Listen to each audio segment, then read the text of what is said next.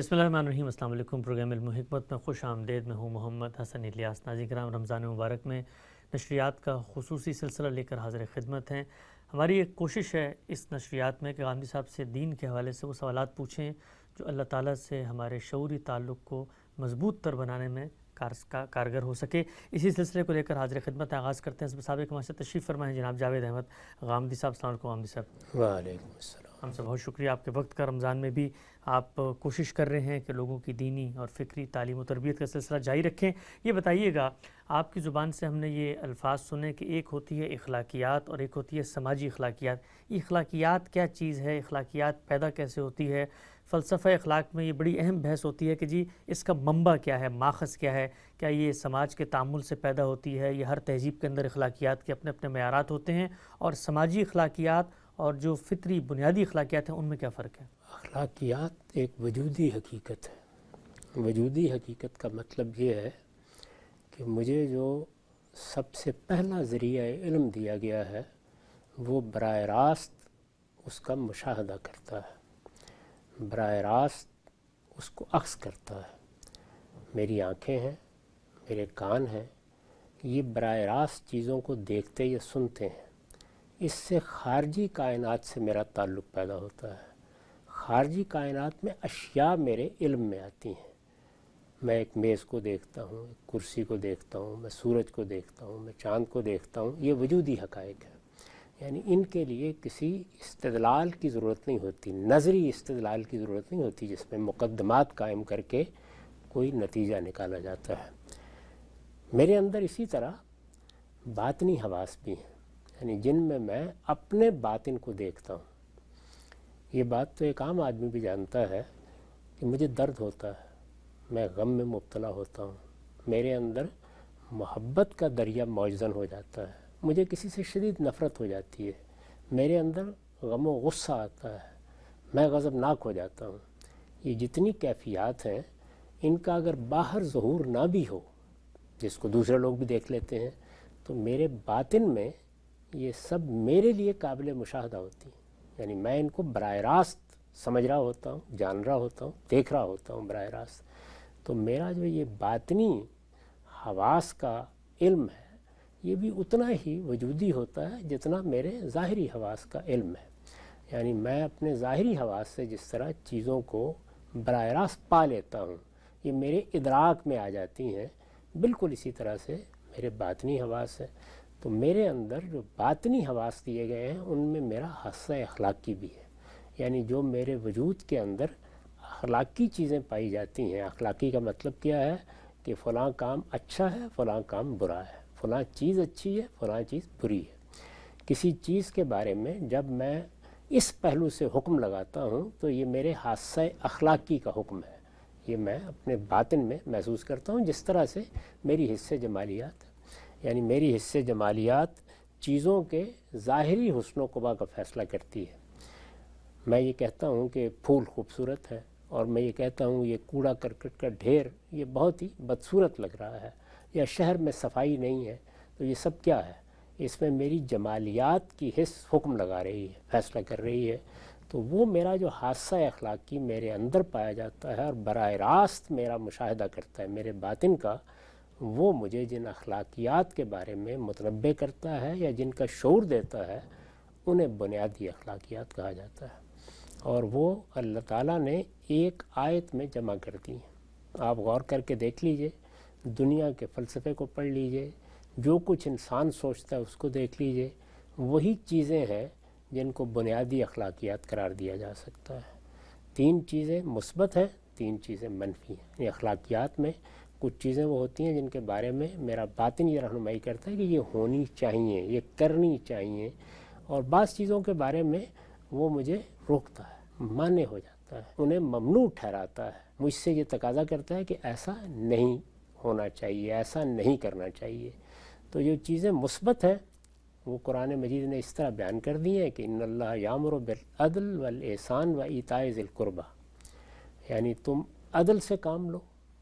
عدل بڑی جامع تعبیر ہے، انصاف کی بات کہو، انصاف کی بات کرو۔ اس میں در حقیقت تمام اعلیٰ اخلاقیات آ جاتی ہیں، ساری حق تلفیاں ختم ہو گئیں۔ حق تلفیاں ختم ہوں گی، سچائی آئے گی، غبن ختم ہوگا، کسی کے ساتھ زیادتی ختم ہوگی، ساری چیزیں جو ہیں، جب عدل پر آپ کو قائم رہنا ہے تو عدل تو پھر آخری چیز ہے نا جو دنیا میں انسان تمنا کر سکتا ہے. لیکن وہ اس سے آگے بڑھ کے یہ کہتا ہے کہ تم دوسروں سے جس حسن سلوک کی توقع کرتے ہو وہ دوسروں کے ساتھ بھی کرو، عدل سے آگے بڑھ کر. یعنی عدل تو یہ ہے کہ جو کچھ کسی کا حق ہے وہ دے دو، جو کچھ سچائی ہے وہ کہہ دو، لیکن اپنی طرف سے ایثار کر کے دوسروں کے ساتھ اچھائی کا معاملہ کرنا یہ احسان ہے. اور پھر تیسری چیز ہمارے رشتہ داروں کے حقوق ہیں جن کو صلہ رحمی کہا جاتا ہے. اس کو بھی بنیادی اخلاقیات میں شامل کیا گیا، اس لیے کہ جب میں پیدا ہوتا ہوں تو میں رشتوں کے احساس کے ساتھ پیدا ہوتا ہوں، رشتوں کے تعارف کے ساتھ میری پرورش ہوتی ہے اور میں انہی کے اندر زندگی بسر کرتا ہوں. یہ میری ماں ہے، یہ میرا باپ ہے، یہ میری اولاد اب ہو گئی ہے، یہ میں ایک عورت کے ساتھ نکاح کر کے اس کو بیوی بنا کے لے آیا ہوں، تو رشتے پیدا ہو جاتے ہیں. یہ رشتے ہیں جن کا حق ادا کرنا چاہیے. 3 چیزیں بنیادی طور پر مثبت ہیں اور 3 چیزیں منفی ہیں. یعنی فواحش کے قریب نہیں جانا چاہیے، بدکاری کی جتنی صورتیں ہیں وہ اس کے اندر آ جاتی ہیں. دوسری چیز کیا ہے؟ دوسری یہ کسی کی حق تلفی نہیں ہونی چاہیے. یعنی وہ حق جو استقرار پا چکا ہے، اور حق کیسے استقرار پاتا ہے؟ یا مذہبی تعلیم سے استقرار پائے گا یا عرف سے استقرار پائے گا. تو جو حق انسان سمجھتا ہے کہ دوسرے کا اس پر عائد ہوتا ہے اس کو تلف نہیں ہونا چاہیے، اور کسی کی جان، مال اور آبرو کے خلاف زیادتی نہیں ہونی چاہیے. تو اس کو بھی قرآن نے بیان کر دیا، وَيَنْهَا عَنِ الْفَحْشَاءِ وَالْمُنْكَرِ وَالْبَغْيِ، تینوں چیزوں کو بیان کر دیا. یہ بنیادی اخلاقیات. اس وقت بھی دنیا پر نگاہ ڈال کے دیکھ لیجئے، ہر جگہ ان چیزوں کو مانا جا رہا ہے. یعنی انسانیت کسی بھی درجے میں ہو ان کا اعتراف کرتی ہے. تو ان بنیادی اخلاقیات سے پھر جو سماج سے تعلق پیدا ہوتا ہے اس میں کچھ آداب جنم لیتے ہیں، کچھ قاعدے بنتے ہیں، کچھ رویے اس کے نتیجے میں سامنے آتے ہیں، ان کو سماجی اخلاقیات کہا جاتا ہے. ٹھیک، یعنی ایک بنیادی اخلاقیات میں تو پھر یہ کہنا کیا درست ہوگا کہ چونکہ اس کا ماخذ ایک ہے پوری انسانیت کے ہاں، تو وہاں پر تو ہمیں عالمگیر سطح پر کوئی اختلاف نظر نہیں آنا چاہیے. لیکن جو سماجی اخلاقیات ہیں ان میں چونکہ تہذیب، معاشرت، کلچر، تمدن، آپ کے معاشی حالات، یہ سب کچھ ہر انداز ہو جاتے ہیں، تو جو سماجی اخلاقیات ہیں اس میں اختلاف ہو سکتا ہے. بہت بڑے پیمانے پہ اختلاف ہوگا، اس لیے کہ دنیا میں مختلف تہذیبیں اپنے اپنے پس منظر میں نشو و نما پاتی ہیں. یعنی وہ بنیادی چیزیں جو بیان کر دی گئی ہیں ان کو لوگوں نے اپنی زندگی میں اختیار کرنا ہے. تو ظاہر ہے جو اختیار کریں گے تو اس کچھ اوضاع وجود میں آئیں گے، کچھ اطوار وجود میں آئیں گے. اب مثال کے طور پر اگر اسی چیز کو آپ لے لیں کہ مجھے احسان کا رویہ اختیار کرنا ہے، تو احسان تو ایک جامع تعبیر ہے، لیکن ایثار کی کیا صورتیں ہیں جو کسی سوسائٹی میں عرف بن جاتی ہیں، جن کا مطالبہ گویا سوسائٹی کرنا شروع کر دیتی ہے کہ یہ تو ایک بیٹے کو کرنا ہی چاہیے، یہ تو ایک باپ کو کرنا ہی چاہیے. جیسے مثال کے طور پر ہمارے ہاں ایک زمانے میں یہ چیز مانی جاتی تھی کہ یہ بیٹے کا کیا کام ہے کہ وہ گھر چھوڑ کے الگ بیٹھے جائے، اسے چاہیے کہ وہ اپنے والدین ہی کے ساتھ زندگی بسر کرے. والدین سے حسن سلوک کرنا یہ تو بنیادی اخلاقی تقاضا ہوا، لیکن اس تقاضے سے یہ سماجی تقاضا جو پیدا کر دیا گیا یہ ظاہر ہے کہ سوسائٹی پیدا کرتی ہے. یعنی کیا یہ لازم ہے کہ ایک خاندان میں رہیں، ایک گھر میں رہیں تو اسی سے والدین کے ساتھ حسن سلوک ہوتا ہے؟ یہ اس کا لازمی تقاضا نہیں ہے، لیکن کسی سوسائٹی یا کسی سماج میں اس کو تقاضا بنا دیا جاتا ہے. اسی طرح اس میں تغیرات آتے ہیں تو کوئی اور چیز اس کا تقاضا بن جاتی ہے. تو یہ جو تقاضے پھر اوضاع و اطوار کی صورت میں بنتے ہیں یہ سماجی اخلاقیات ہیں. بزرگوں کے سامنے ادب سے جانا چاہیے، ان کو عزت دینی چاہیے، یہ ان کے ساتھ حسن سلوک کا تقاضا ہے. ماں باپ کے بارے میں، سب بزرگوں کے بارے میں یہی. لیکن بزرگوں کے پاس جا کر اس طرح بیٹھ جانا چاہیے، جب بھی والد سے ملاقات کرنی ہو اجازت لے کے ملاقات کرنی چاہیے. والد کے پاس جانا ہو تو پورا لباس پہن کے جانا چاہیے. ان سے اگر کوئی چیز لینی ہے تو اس طرح کے اسلوب میں بات کرنی چاہیے کہ پہلے اس میں کچھ تمہیدی کلمات ہوں، پھر والد صاحب کی احسانات کا کچھ ذکر ہو، پھر آپ ان سے کوئی چیز مانگیں. اچھا جب مانگنے کے لیے بیٹھیں تو دو زانو بیٹھیں. میں نے یہ چند مثالیں دیں، تو اب یہ کیا چیز ہے؟ یہ ظاہر سماجی اخلاقیات ہے. ہو سکتا ہے کسی معاشرے میں یہی چیزیں بہت غیر معمولی سمجھی جاتی ہیں.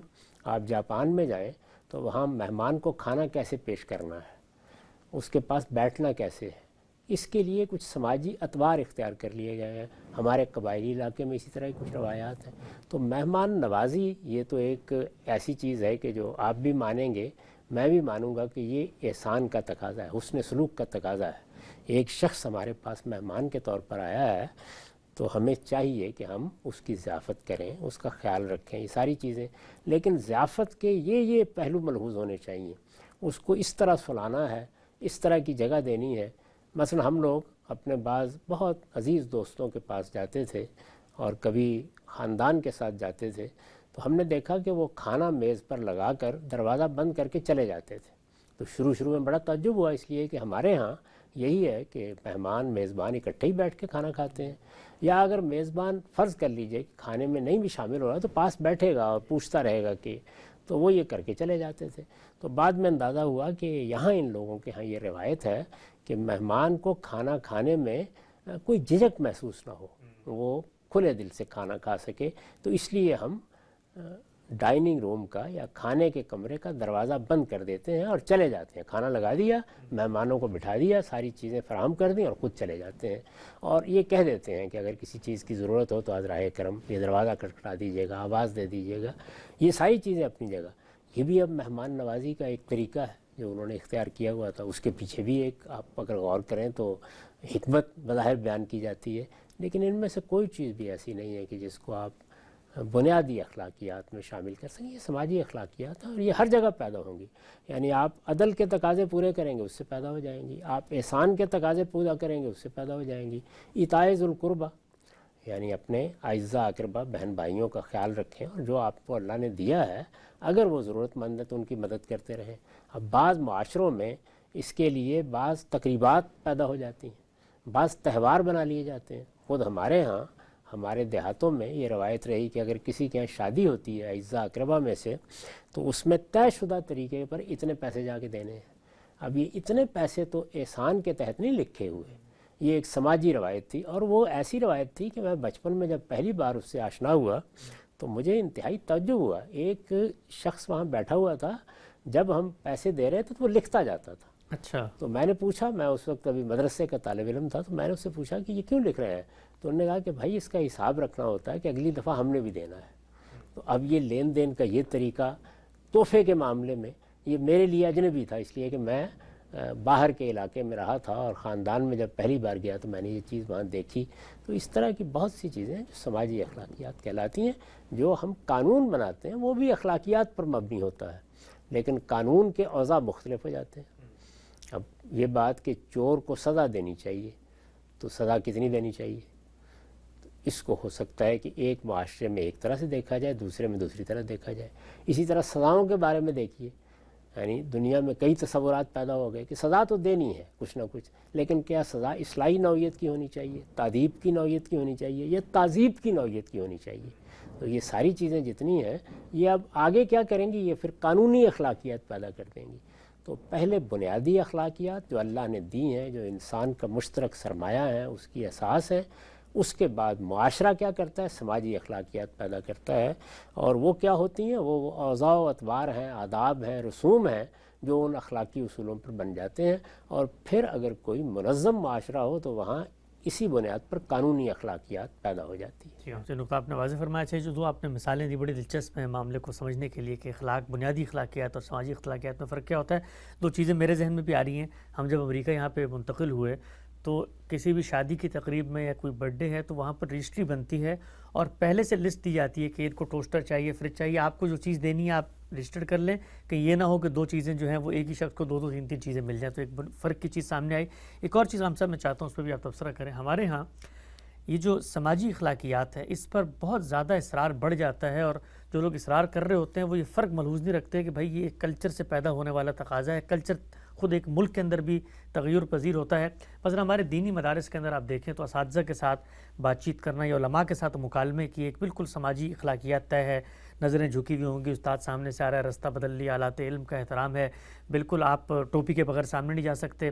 اور باقی ہم عام طور پہ دیکھتے ہیں باقی دنیا میں تو نارمل انٹریکشن ہو رہا ہوتا ہے تو لوگ اس کو بھی بنیادی طور پہ بدتمیزی یا خلاف اخلاق رویے پہ معمول کر لیتے ہیں، حالانکہ ایسا نہیں ہونا چاہیے. نہیں ہونا چاہیے. اس کی وجہ یہ ہے کہ مختلف تہذیبوں میں یہ اوضاع مختلف ہو جاتے ہیں. اب ہمارے دینی مدارس میں استاد اور شاگرد کا تعلق کیا ہوگا، وہ کن کن معاملات میں مداخلت کر سکتا ہے، کہاں کہاں آپ کو کسی چیز کا پابند کر سکتا ہے، اگر آپ اس کی فہرست بنائیں تو وہ اس سے بہت مختلف بنے گی جو مثلاً ہمارے کالجوں میں ہے۔ یعنی کالجوں میں مجھے بڑی اچھی طرح یاد ہے کہ جب پہل داخلہ ہوا اور میں جس اسکول سے آیا تھا تو وہاں تو یہ تھا نا کہ یہ خاص یونیفارم پہن کے آنا ہے اور ہر حال میں یونیفارم ہونا چاہیے، یہ اتنی کتابیں لے کے آنا ہے، اس طرح کا ایک بڑا بستہ ہے جو آپ کندھے پر ڈال کر آتے ہیں، اس میں ہوم ورک کس طریقے سے ملنا ہے۔ تو ایک بڑی پابند زندگی گزار کے آدمی کالج میں آتا تھا۔ مجھے نہیں معلوم آج کل کیا صورتحال ہے، کم سے کم ہمارے زمانے میں یہی تھا۔ اب کالج میں آئے تو معلوم ہوا تو ایک کتاب ہاتھ میں اٹھا کے آپ آ جاتے ہیں۔ اچھا آپ کا دل چاہا ہے تو آپ چلے گئے وہاں پہ، دل چاہا ہے تو آپ نہیں بھی گئے کسی موقع پر، آپ کینٹین میں بیٹھ کے چائے پیتے رہے ہیں۔ تو یہ ساری چیزیں بالکل مختلف طریقے سے سامنے آ گئیں۔ اسی طرح لباس کے بارے میں، وردی کے بارے میں، یونیفارم کے بارے میں ذرا مختلف تاثر سامنے آیا تو آزادی کا احساس ہوتا ہے۔ اسی طریقے سے آپ بعض دوسرے معاشروں میں جاتے ہیں، پڑھنے کے لیے جاتے ہیں۔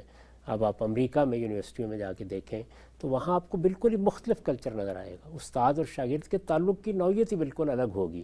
استاد کے پڑھانے کا انداز، بات کرنے کا انداز، طالب علموں کا اس کے ساتھ بات کرنے کا انداز، بحث کیسے کرنی ہے، سوال کیسے کرنا ہے، یہ ہمارے مدرسوں میں دیکھیں، یہ ہماری یونیورسٹیوں اور کالجوں میں دیکھیں، یہ مغربی ملکوں میں دیکھیں تو آپ کو زمین آسمان کا فرق نظر آئے گا بہت سی چیزوں میں۔ اب یہاں یہ بحث نہیں ہے کہ کیا اچھا ہے کیا برا ہے، مطلب یہ ہے کہ اس اخلاقی اصول جس وقت کلچر بنتے ہیں یا تہذیب بنتے ہیں یا روایت بنتے ہیں یا عرف بنتے ہیں تو وہ اپنے اوضاع پیدا کرتے ہیں، یعنی کیا وضع ہوگی اس کی، ان اوضاع میں بہت اختلاف ہو جاتا ہے۔ بعض اوقات ان اوضاع پر اصرار علم کی سطح پر تو نہیں ہونا چاہیے لیکن افراد تو کریں گے۔ یعنی جب میرے ہاں ایک چیز تہذیب ہے یا میرے ہاں ایک تہوار پر یہ رویے ہونے چاہیے یا ملنے جلنے کے یہ آداب ہیں یا مہمان کے ساتھ یہ معاملہ کرنا چاہیے، تو یہ چیزیں میری سوسائٹی میں، میرے معاشرے میں، میرے ماحول میں اہم ہوتی ہیں۔ اسی وجہ سے میں ہمیشہ لوگوں کو توجہ دلاتا ہوں کہ یہ جو کلچر کی یا ثقافت کی چیزیں ہیں ان کو ازرائے کرم مذہب تو نہ بنائیں، لیکن یہ کہ ان کی بھی عزت کرنی چاہیے، اور ان میں بھی اگر کوئی تبدیلی لانی ہے تو وہ تبدیلی تدریجی ہوتی ہے۔ یعنی دنیا میں اللہ تعالیٰ نے انسان کو پیدا ہی ایسے کیا گیا ہے کہ لوگوں کی ایک بڑی تعداد وہ ہوتی ہے جو اسی طرح کی روایتوں کے ساتھ وابستہ ہوتی ہے، اور کچھ باغی بھی پیدا ہو جاتے ہیں، وہ کسی چیز کو توڑ بھی دیتے ہیں۔ تو بعض اوقات وہ بغاوت سوسائٹی میں ایک شرازہ بندی کو مجروح کرتی ہے، اس کے بجائے کرنا چاہیے کہ تدریج سے آپ اس کی اصلاح کریں۔ یہی وہ فرق ہے جو ہمارے ہاں بعض لوگ نہیں سمجھ پاتے اور پیغمبروں کے کام پر بھی معترض ہو جاتے ہیں۔ یعنی رسول اللہ صلی اللہ علیہ وسلم ایک دعوت لے کے آئے ہیں، پیغمبروں کا اصل کام تو یہ ہے کہ وہ آخرت کی منادی کرتے ہیں، لیکن اس کے ساتھ بہرحال وہ اعلیٰ اخلاق کی تطہیر کے لیے بھی تعلیم دیتے ہیں، کیونکہ مذہب ہے کیا؟ مذہب یہ ہے کہ تمہیں اپنے آپ کو پاکیزہ بنانا ہے، تو یہ پاکیزگی زندگی کے ہر شعبے میں مطلوب ہے۔ وہ اس پاکیزگی کے اصول بتاتے ہیں، اس کے بنیادی قاعدے وضع کرتے ہیں، یہ ساری چیزیں کر رہے ہوتے ہیں، لیکن ان کی بنیاد پر اب کوئی قانونی اقدام کرنا ہے یا کسی چیز کو سوسائٹی میں ختم کر دینا ہے، اگر آپ کے پاس قوت آ گئی ہے تو یہاں ان سے بعض ایسے تقاضے کیے جاتے ہیں کہ جو تقاضے بالکل خلاف فطرت ہیں۔ یعنی یہ بتا دینا کہ غلامی ایک بری چیز ہے، یہ بتا دینا کہ ہم کسی کو غلام نہیں بنائیں گے۔ اب ہمارے ہاں کوئی اگر جنگ و جدال کی نوبت آتی ہے تو قیدیوں کو یا رہا کر دیا جائے گا احسان کے طور پر یا فدیہ لے لیا جائے گا، یہ سب قرآن مجید نے کر دیا۔ وہ لوگ جو آزاد ہونا چاہتے ہیں ان کے لیے مکاتبت کا قانون ہوگا، لوگوں کے ساتھ کیا معاملہ کرنا ہے حسن سلوک کی بہت سی ہدایات دے دیں، یہاں تک اخلاقی تقاضے ہیں۔ اب ایک قانونی تقاضا یہ ہے کہ یہ اعلان کر دیا جائے کہ آج سے غلامی ممنوع کر دی گئی ہے، یہ نہیں ہو سکتا۔ اس کے لیے یہ دیکھنا پڑے گا کہ سماجی حالات کیا ہیں، یہ دیکھنا پڑے گا کہ جو آزادی کا اعلان کرنے والے ہیں وہ اس کے تقاضے پورے کر سکتے ہیں۔ مثلا یہ کہ لوگ خرید کے لائے ہوئے ہیں، کیا وہ ان کی خریداری کی رقم ان کو ادا کر سکتے ہیں؟ یعنی ریاست اس پوزیشن میں آ گئی ہے۔ کیا سوسائٹی کے اندر اگر اس طرح کا اقدام کر دیا جائے تو لوگوں کے لیے سماجی مسائل پیدا نہیں ہو جائیں گے؟ لوگوں کو اس طریقے سے آزاد کر دیا گیا تو لوگ ان کو اگلے دن نکال کے باہر پھینک دیں گے، ان کے لیے کوئی چھت نہیں رہے گی، ان کے لیے کوئی معاش کا بندوبست نہیں رہے گا۔ یہ ساری چیزیں جتنی ہیں یہ ایک قانونی اقدام کا نتیجہ ہے۔ جب تک معاملہ اخلاقی رہا تو اللہ کا دین تو یہاں سے بات کر رہا تھا کہ لوگوں یہ گھاٹی تمہیں اب عبور کرنی ہے، فک و رقبہ، گردنیں چھڑاؤ، تعلیم دینا، ترغیب دینا، جو کچھ کر سکتے تھے وہ کر ڈالنا، یہ سب چیزیں ہوتی ہیں۔ تو ایک ہے اخلاقیات کے وہ تقاضے جو بنیادی طور پر مطلوب ہوتے ہیں، وہ پیغمبر بھی پورے کریں گے، وہ لوگوں کو بھی کہیں گے، لیکن سماج میں تبدیلیاں کیسے آنی ہیں، اسی طرح سیاسی معاملات۔ میں نے اس پر یاد ہوگا بڑی تفصیلی گفتگو کی تھی کہ اللہ تعالیٰ نے ہمیں ہدایت یہی کی ہے کہ امرہم شورا بینہم، تمہارا نظم اجتماعی لوگوں کی رائے پر مبنی ہونا چاہیے، لیکن لوگوں کی رائے پر مبنی نظم بنانے کے لیے کچھ بنیادی تقاضے ہیں، وہ پورے ہونے چاہیے۔ اس میں نے خاص طور پر توجہ دلائی تھی کہ اگر کوئی بڑی سلطنت وجود میں آ گئی ہے، چھوٹے پیمانے پر آپ نے ایک شہر میں لوگوں کی رائے لینی ہے، کوئی مشکل کام نہیں، ایک ادارے میں لینی ہے، کوئی مشکل کام نہیں۔ بہت سے ادارے، بہت سی چھوٹی جماعتیں ایک ایک فرد میں سے انتخاب کا حق دے دیتی ہیں، کوئی مسئلہ نہیں پیدا ہوتا، لیکن 22 کروڑ کی آبادی میں یہی کرنا ہے، ایک بہت بڑے علاقے میں یہ کرنا ہے، ایسے زمانے میں کرنا ہے کہ جس میں لوگوں تک رسائی کے حالات ہی نہیں ہیں۔ تو اب یہ کیا ہے، اب سیاسی لحاظ سے اس چیز کا نفاذ کرنا یہ آپ اپنی مرضی سے نہیں کر سکتے، اس کے لیے ضروری ہے کہ حالات میں وہ سازگاری پیدا ہو۔ یعنی غلامی کو عملاً ختم کرنے کے لیے سماجی اور سیاسی اصلاحات ہونی ہیں، ریاست کو ایک پوزیشن میں آنا ہے، لوگوں کے احوال میں تبدیلیاں آنی ہیں، بین الاقوامی طور پر بعض تغیرات ہونے ناگزیر ہیں۔ اسی طرح سے اگر آپ نے جمہوریت قائم کرنی ہے تو اس کے لیے بھی یہ سب اقدامات ضروری ہیں۔ یہ اگر نہیں ہوں گے تو محض قانون سے یہ نہیں ہو سکتا، البتہ ہدف بیان کرنا، اس کی ترغیب دینا، اس کی طرف توجہ دلانا، یہ سب کام مذہب بھی کرے گا، اخلاقیات بھی کرے گی۔ تو اس فرق کو ملحوظ رکھنا چاہیے کہ اخلاقی تقاضے اپنی اصل اور اساس میں یہ تو انسان فوراً پورے کر لیتا ہے، لیکن اس کی سماجی حیثیت کیا ہوگی یا اوضاع کیا ہوں گے اور اس میں قانونی اقدامات کیا کرنے ہیں، اس میں انسان آزاد نہیں ہے۔ بہت سی چیزوں کو دیکھنے کے بعد ہی اس میں کوئی رائے قائم کی جا سکتی ہے، اور بعض اوقات ایک بہت غیر معمولی چیز بھی صدیوں کے تعامل کے بعد کہیں جا کر انسان کو اس پوزیشن میں لاتی ہے کہ اس کی حقیقی اصلاح کر دی۔ ٹھیک ہے سر، بڑی اہم بات آپ نے فرمائی کہ یہ جو سماجی معاملات ہوتے ہیں جو انسان کے عرف اور عادت سے آگے بڑھتے ہیں، اس میں کیسے تدریج کا رویہ اختیار کر کے ہی کوئی بہتری لائی جا سکتی ہے۔ اسے ایک اور پہلو بیان کیجیے گا، یہ جب آپ نے آیت پڑھی تو اس میں ایک لفظ آیا فحشا، کیا یہ چیز کہ جس کو ہم عام طور پہ کہتے ہیں کہ بے حیائی یا ایک طرح کی فحاشی، یہ بھی بنیادی اخلاقیات میں شامل ہے؟ اگر یہ بنیادی اخلاقیات میں شامل ہے تو پھر ہم عالمی سطح پر اس کے جو ظہور کے پیرائے ہیں ان میں بڑی تبدیلی دیکھتے ہیں۔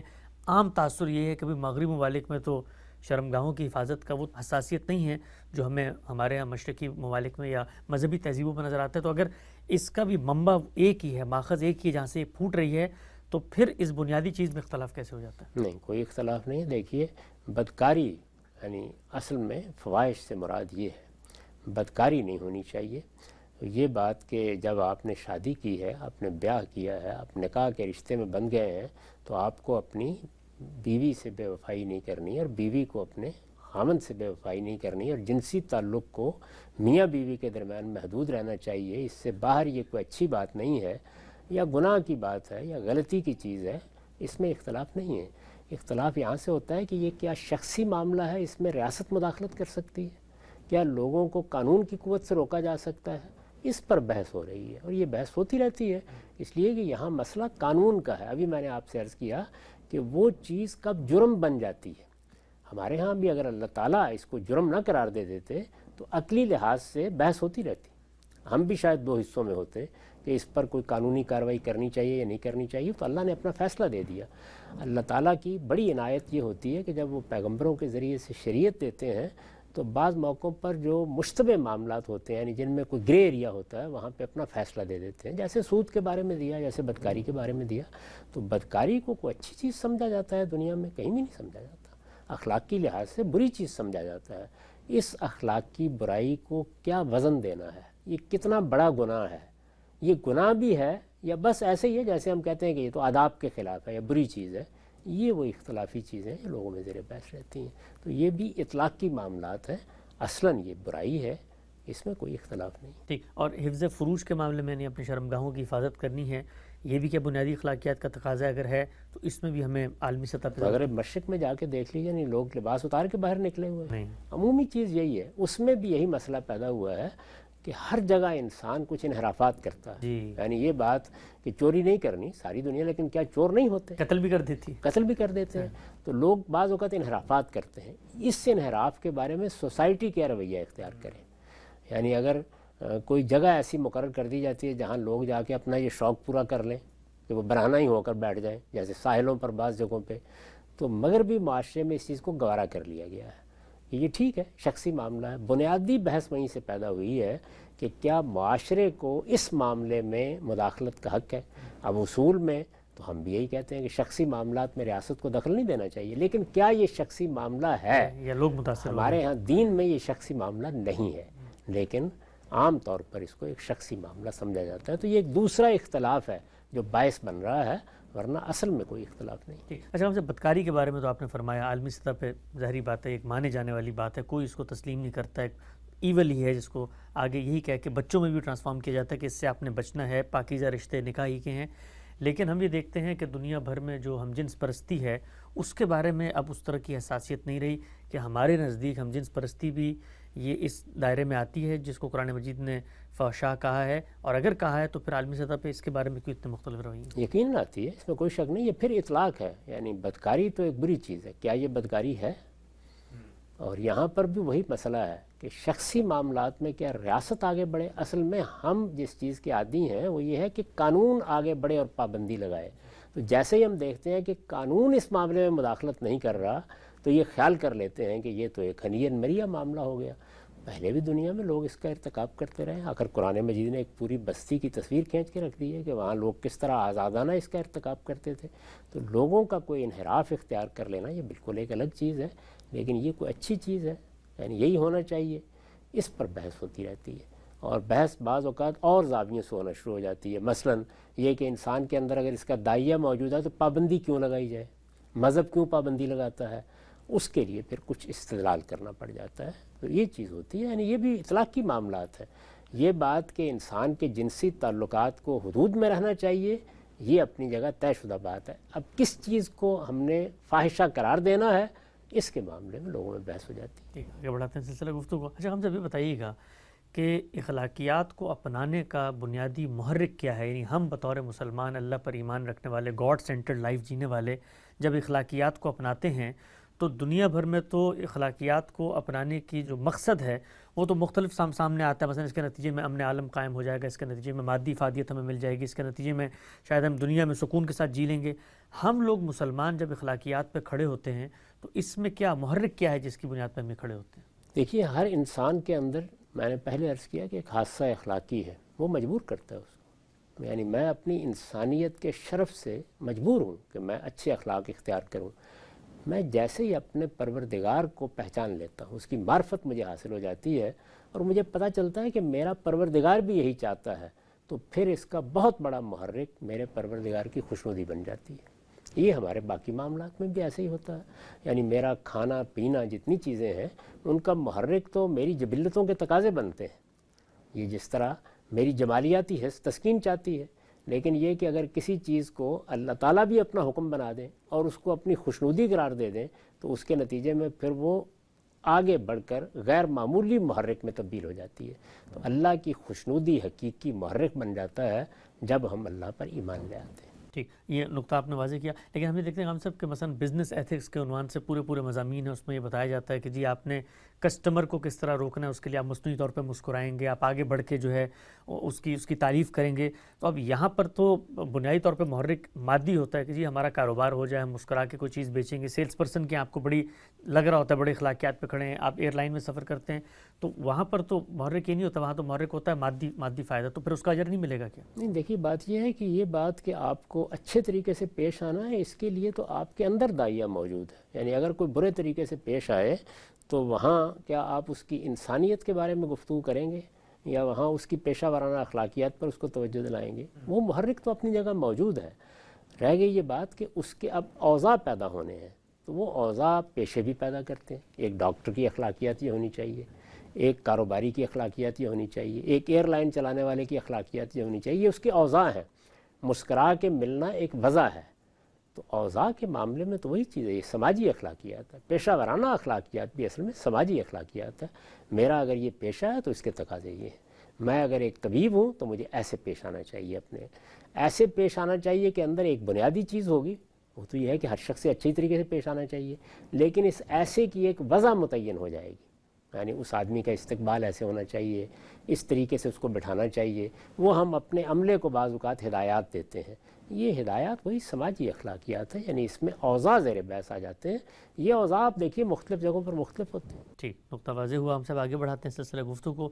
یہ بیان کیجیے گا، آپ نے فرمایا کہ ماخذ فطرت ہے، انسان کے اندر وہ داعیہ موجود ہے اور یہ مسخ بھی ہو جاتی ہے، اس کو فراموش بھی آدمی کر جاتا ہے، اس کی جو روشنی ہے وہ مدھم اور ماندی پڑ جاتی ہے، لیکن کیا یہ بھی ممکن ہے کہ قومی سطح پر، یعنی افراد کے اتنے بڑے مجموعے میں یہ ہو جائے کہ پورا ملک، پوری قوم ہی اس کو فراموش کر دے، یا یہ ہمیشہ چند لوگوں میں ہوتی ہے، باقی اجتماعی ضمیر جو کلیکٹیو وزڈم ہے انسانیت کا، وہ ہمیشہ بیدار و زندہ رہتا ہے؟ دیکھیے اس میں تین صورتیں بالعموم سامنے آتی ہیں۔ ایک تو یہ ہے کہ کسی معاشرے کے اندر بحیثیت مجموعی لوگ بنیادی اخلاقیات کے بارے میں حساس ہیں، بلکہ اس کے بعد اوضاع کے معاملے میں بھی حساس ہیں، اور وہاں بحیثیت مجموعی بہت بڑی اکثریت ان چیزوں کی پابندی کرتی ہے یا ان کا خیال رکھتی ہے۔ اس خیال رکھنے کے پیچھے محرکات کیا ہیں اس کو تھوڑی دیر کے لیے چھوڑ دیجئے، لیکن بہرحال بہت بڑی اکثریت یہ کرتی ہے۔ تھوڑے لوگ ہیں جو انحرافات کرتے ہیں، غلطیاں کرتے ہیں، بعض علاقوں میں ہوتے ہیں، بعض پیشوں میں ہوتے ہیں، یہ اقلیت کے طور پر دیکھے جاتے ہیں۔ تو کچھ معاشرے ایسے ہیں، یہ معاشرے بہت اچھے معاشرے سمجھے جاتے ہیں، لوگ ان میں رہنا پسند کرتے ہیں، ان کے بارے میں یہ خیال کرتے ہیں کہ یہاں بڑی مثالی صورتحال ہے جس میں ہم بہتر زندگی بسر کر سکتے ہیں۔ اسی طرح کے معاشرے ہیں جن پر اللہ کی رحمت بھی ہوتی ہے، اور اگر وہ ان چیزوں کا خیال رکھتے ہیں تو اس کے کچھ فوائد بھی دنیا میں ان کو حاصل ہوتے ہیں، ایک صورت یہ۔ دوسرا یہ ہے کہ بہت بڑے پیمانے پر بد اخلاقی پھیلی ہوئی ہے، لیکن یہ کہ اتنے بڑے پیمانے پر پھیل گئی ہے کہ آپ کو کسی جگہ کوئی روشنی نظر نہیں آتی، ایسا نہیں ہے۔ یعنی جگہ جگہ ہر پیشے میں ہر جگہ آپ کو اچھے لوگ مل جاتے ہیں، اگرچہ مجموعی حیثیت سے یا قومی حیثیت سے تو معاملہ بہت خراب ہے، لیکن اگر افراد کے لحاظ سے دیکھیے تو بے نظیر کردار اور سیرت کے لوگ آپ کو ملیں گے، اور ان چیزوں پر توجہ دلانے والے ملیں گے، ان کی طرف بات کرنے والے ملیں گے، اور اس طرح معاشرے کے اندر گویا برے اور اچھے لوگوں کے نسبت تناسب میں تو فرق پڑ گیا ہے، برے لوگ زیادہ ہیں، لیکن بہرحال ایک بہت بڑی جمعیت ایسی موجود بھی ہے۔ ایک تیسری وہ جگہ ہے جس کی تصویر ہمارے سامنے سیدنا ابراہیم کے ساتھ مکالمے میں آتی ہے، اور وہ یہ کہ پوری قوم میں 10 راست باز بھی نہیں رہے، پورا شہر ہی خالی ہو گیا ہے۔ تو اس طرح کا معاملہ جب ہو جاتا ہے اور اللہ اپنے پیغمبر بھیج کر اتمام حجت کر دیتا تھا، تو اس طرح کی قومیں تباہ کر دی جاتی تھی۔ تو یہ بھی صورت ہو جاتی ہے کبھی کبھی، لیکن کبھی کبھی ہوتی ہے، کبھی کبھی ہوتی ہے۔ یہ بتائیے گا کہ جب یہ صورت ہو جائے تو اب اخلاقی بگاڑ کو ٹھیک کرنے کا طریقہ کار کیا؟ یعنی ہم جس وقت لوگوں میں کوئی دینی بگاڑ پیدا ہو جاتا ہے، کوئی مطلب وہ کائنات کی حقیقت سے، خدا کے وجود سے، باقی چیزوں سے اگر وہ انکار کرتے ہیں، جو قوانین قرآن نے دیے ہیں، تو پھر ہم ان کو دین کے لوگوں کی طرف ریفر کرتے ہیں کہ وہ ان کو توجہ دلائیں گے، واپس لے کے آئیں گے۔ اخلاقی معاملات میں تربیت کی ذمہ داری کس کی ہے؟ علماء کی ہے، اساتذہ کی ہے، دانشوروں کی ہے؟ اور اس کا نصاب کیا ہے کہ جس کے ذریعے میں لوگوں کو بتاؤں بٹھا کر کہ دیکھو یہ تمہارے اندر روشنی تھی، اس کو تم نے اجاگر کرنا اور دوبارہ سے اخلاقیات پہ آ جاؤ؟ یہ ہر معاشرے کے اندر دو طرح کے لوگ موجود رہیں گے۔ ایک وہ لوگ ہیں کہ جو عام آدمی کی زندگی بسر کرتے ہیں، وہ اپنے پیشے اختیار کرتے ہیں، ہنر اپنے اندر پیدا کرتے ہیں۔ دوسرے وہ لوگ ہوتے ہیں جو آگے بڑھ کر علم، حکمت اور دانش کو اپنا موضوع بناتے ہیں۔ ہمارے دین میں بالکل یہی کیا گیا۔ دین بھی کیا ہے؟ حکمت ہے، دانش ہے، جو اللہ کی طرف سے خیر کثیر نازل ہوا ہے، وہ دین ہے۔ چنانچہ اس میں بھی یہی کہا گیا کہ کچھ لوگ آگے بڑھیں اور وہ دین میں تفقہ پیدا کریں، یعنی اس حکمت کو سمجھیں، اس کے عالم بنیں، اور وہ اپنی قوم کو انذار کریں۔ تو ہمارے ہاں جو علماء سمجھے جاتے ہیں وہ بھی اس وجہ سے پیدا ہوئے ہیں۔ یہ بالکل اسی طرح ہے جس طرح دنیا کے ہر معاشرے میں، آپ امریکی معاشرے کو دیکھیں، آپ برطانوی معاشرے کو دیکھیں، آپ مشرق بعید کے ملکوں میں رہیں، وہاں دیکھ لیں، ہر جگہ آپ کو دانشور ملیں گے، آپ کو صحافی ملیں گے، آپ کو قومی معاملات میں رہنمائی کرنے والے لوگ ملیں گے۔ یہ اللہ تعالیٰ کی بنائی ہوئی فطرت ہے، اس کا ظہور ہو جاتا ہے، اس طرح کے لوگ پیدا ہو جاتے ہیں۔ وہ لوگ لوگوں کو اخلاق بھی سکھاتے ہیں، آداب بھی سکھاتے ہیں، تہذیب اور ثقافت کی تعلیم بھی دیتے ہیں۔ ان کو اللہ تعالیٰ نے جن فنون میں کچھ صلاحیت دی ہوتی ہے ان کا اظہار کر کے ان کے لیے حظ اٹھانے کا اہتمام بھی کرتے ہیں۔ اسی طرح مسلمان معاشروں کے اندر علماء، دانشور، والدین، اساتذہ سب یہ خدمت انجام دیتے ہیں، اور یہ خدمت کہیں انفرادی طور پر انجام دی جاتی ہے، بعض جگہوں پر اس میں اجتماعی اقدامات بھی کیے جاتے ہیں۔ یہ فطرت کا بنایا ہوا راستہ ہے، اس میں بھی کوئی الگ یا انوکھا طریقہ اختیار کرنے کی ضرورت نہیں ہے۔ اللہ خود ہی اس کا اہتمام کرتا ہے کہ لوگ پیدا کر دیتا ہے۔ وہ کسی معاشرے میں پادری کہلا سکتے ہیں، کسی میں عالم کہلا سکتے ہیں، کسی میں دانشور کہلا سکتے ہیں، کسی میں فلسفی، کسی میں حکیم، لیکن لوگ تو پیدا ہوں گے۔ آخری سوال ہم سب آج کی نشست کا، ہمارے ہاں جو تعلیمی نصابات نظام مرتب کیے گئے ہیں اس میں اعلیٰ ڈگریوں کا حصول، فنون کی مہارت، اسپیشلائزیشن، ان کو تو بڑی اہمیت دی جاتی ہے، لیکن ایک آدمی فنون پڑھ کے، علوم پڑھ کے اپنے اخلاقی وجود کی تطہیر نہ کر سکے، اس کو بات کرنے کی تمیز نہ آئے، اس نے کہاں پر اگلے کو مارجن دینا ہے، روڈ کراس کرنا ہے، قطار میں کھڑے ہونا ہے، لین دین کے معاملات ہیں، ہم بالعموم بھی دیکھتے ہیں بڑے بڑے لوگ صحافی بن جاتے ہیں، دانشور بن جاتے ہیں، قانون بن جاتے ہیں، سیاستدان بن جاتے ہیں، لیکن زبان کھولتے ہیں تو ایسا لگتا ہے کہ بالکل غلاظت کا ڈھیر ہے۔ ہمارے پورے کے پورے مجموعی جو تعلیمی نظام ہے اس میں آپ کو کیا کمی نظر آتی ہے کہ اخلاقیات کو بھی بطور ایک سبجیکٹ کے پڑھانا چاہیے کہ آدمی ڈاکٹر تو بن جائے لیکن کم سے کم اس کو بات کرنے کا طریقہ تو ہو؟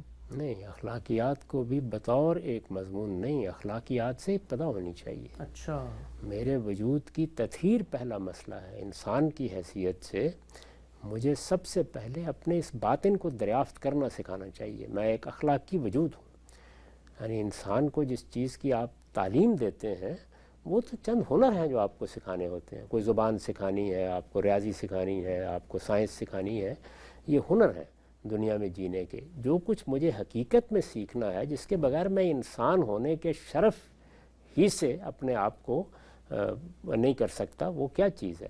وہ حقیقت میں میرا اخلاقی وجود ہے، اس کی تطہیر، اس کی پاکیزگی۔ یہ ساری تعلیم کا ہدف میرے والدین کو، میرے اعزاء کو، میرے اقربا کو، جو لوگ میرے گرد و پیش ہیں، سب سے بڑھ کر توجہ اس پر دینی چاہیے۔ ہم میں سے ہر ایک کو دوسرے کے ساتھ یہی تعلق پیدا کرنا چاہیے۔ اسی کو تو ہمارے ہاں دین میں امر بالمعروف اور نہی عن المنکر کہتے ہیں۔ یعنی یہ میرے اور آپ کے باہمی تعلق کی بنیاد ہے کہ میں اگر یہ دیکھوں کہ کوئی خرابی ہے تو میں توجہ دلاؤں، آپ دیکھیں تو آپ توجہ دلائیں۔ یہ خرابی اخلاقی خرابی ہے، اسی لیے معروف منکر کے الفاظ استعمال کیے گئے ہیں۔ تو اخلاقی معاملات اگر نہیں ہیں تو باقی سب چیزیں تو دنیا کے اندر لوگ سیکھ ہی لیتے ہیں۔ کسی قوم کے بچوں کو سب سے پہلے جو چیز سکھانی چاہیے وہ اخلاقیات ہے، پھر سماجی اخلاقیات، پھر آداب کی چیزیں، پھر بنیادی رسوم، تاکہ ان کے کلچرل وجود کی سچی نشو و نما ہو۔ وہ نہیں ہوگی تو پھر تو آپ کے جرائم پیشہ لوگ پیدا ہوں گے، وہ ہنر سیکھ کے اور بڑے جرائم پیشہ بن جائیں گے۔ بہت ہی اہم بات ہے ہم صاحب نے آج فرمائی۔ اخلاقیات کیا ہے، اس کا محرک کیا ہے، مقصد کیا ہے، سماجی اخلاقیات اور بنیادی اخلاقیات میں فرق کیا ہے، اور ہمارے مذہبی وجود کے بقا اور قیام کے لیے اخلاقیات کتنی ناگزیر ہے، ان تمام پہلوؤں پر بات ہوئی۔ رمضان میں نشریات کا خصوصی سلسلہ لے کر حاضر خدمت ہے، وقت یہاں پہ ختم ہوتا ہے، دوبارہ حاضر خدمت ہوں گے، اب تک آپ کو بہت شکریہ۔